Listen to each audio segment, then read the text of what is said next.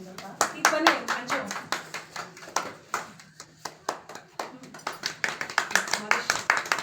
ನಾನು ಇಟ್ಕೊತೀನಿ ಇಟ್ಕೊಳ್ರಿ ಇವಾಗ ಒಂದು ಫೋಟೋ ಆಗ್ಬಿಡಿ ಎಲ್ರದ್ದು ಹಿಂಗೆ ಒಂದು ಬಾ ರೆಕಾರ್ಡ್ ಫಸ್ಟಿಂದ ಮಾಡೋಣ. ರೆಕಾರ್ಡಿಂಗು ಹಿಂಗೆ ಮಾಡಬೇಕು. ಚೆನ್ನಾಗಿ ಬಂದ್ರಿ ಮೇಡಮ್ ಬಂದ್ರಿ ಫೋಟೋಸ್ ಹಂಗೆ ಬರಲಿ. ಬಾರ ಮದೇಶ ಬಾರ ತಗೊಂತೀನಿ. ಓಕೆ. ನಮ್ಮ ಆತ್ಮೀಯ ಸ್ನೇಹಿತ ಆನಂದ್ರವರು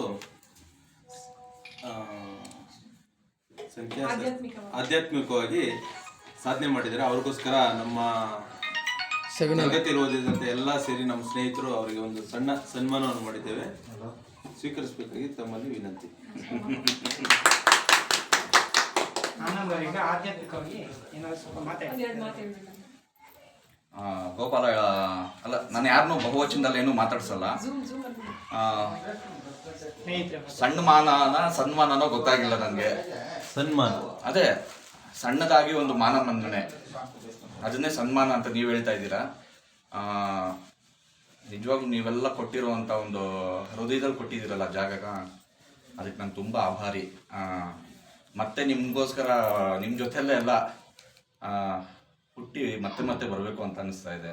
ಆದರೆ ನಾನು ಮಾಡ್ತಾ ಇರುವಂಥ ಸಾಧನೆ ಈ ಜನ್ಮಕ್ಕೆ ನನ್ನ ಜನ್ಮ ಕೊನೆ ಮಾಡ್ಕೊಳ್ಳೋಣ ಅನಿಸ್ತಾ ಇದೆ. ನೀವೆಲ್ಲ ಕೊಡ್ತಾ ಇರುವಂಥ ಪ್ರೀತಿಗೆ ಮತ್ತೆ ಇನ್ನೊಂದು ಸಲ ಬರೋಣ ಅನಿಸ್ತಾ ಇದೆ ನನಗೆ. ಮತ್ತೆ ನಿಮ್ಮ ಜೊತೆಲೇ ಇರೋಣ ಅನಿಸ್ತಾ ಇದೆ. ಸೊ ಯಾವುದು ಪರ್ಸ್ನಲಿ ಸ್ವಾರ್ಥ ಇಟ್ಕೊಳ್ದೆ ನೀವೆಲ್ಲ ಇಷ್ಟೆಲ್ಲ ಪ್ರೀತಿ ತೋರಿಸ್ತಿದ್ದೀರಲ್ಲ, ನಿಮ್ಮೆಲ್ರಿಗೂ ನಾನು ಶರಣಾರ್ಥಿ. ನಿಮ್ಮೆಲ್ಲರೂ ಪಾದಾರವಿಂದಕ್ಕೂ ನನ್ನ ಶಿರಸಾಷ್ಟಾಂಗ ನಮಸ್ಕಾರಗಳು. ದೊಡ್ಡ ಮಾತು ಇಲ್ಲ ಹಂಗೇನಿಲ್ಲ.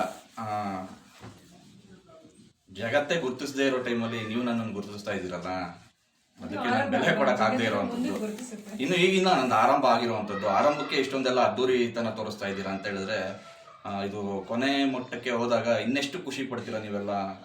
ಅದನ್ನು ನಾನು ಪದಗಳಲ್ಲಿ ವರ್ಣನೆ ಮಾಡೋಕ್ಕೆ ಬಣ್ಣಿಸೋದಕ್ಕೆ ಆಗೋದೇ ಇಲ್ಲ. ನಾನು ಕಲಿತಾ ಇರುವಂಥ ವಿಷಯ ವೈಜ್ಞಾನಿಕವಾಗಿರುವಂಥದ್ದು ಮತ್ತು ಭಾರತೀಯ ಸಂಪ್ರದಾಯಕ್ಕೆ ಸಂಬಂಧಪಡುವಂಥ ವಿಷಯನ ನಾನು ಕಲಿಯೋಕ್ಕೆ ಹೋಗ್ತಾ ಇರೋವಂಥದ್ದು. ನನ್ನನ್ನು ನಾನು ತಿಳ್ಕೊಳಕ್ಕೆ ಹೋಗ್ತಾ ಇದ್ದೀನಿ ಬಿಟ್ಟರೆ ಬೇರೆ ಯಾರನ್ನೋ ತಿಳಿಸೋ ಉದ್ದೇಶಕ್ಕೋಸ್ಕರ ನಾನು ಹೋಗ್ತಾ ಇಲ್ಲ. ಇಲ್ಲದೇ ಇರೋ ದೇವ್ರನ್ನ ಹುಡ್ಕಕ್ಕೆ ಹೋಗ್ತಾ ಇದ್ದೀನಿ. ಇಷ್ಟೇ ವಿಷಯ. Thank you.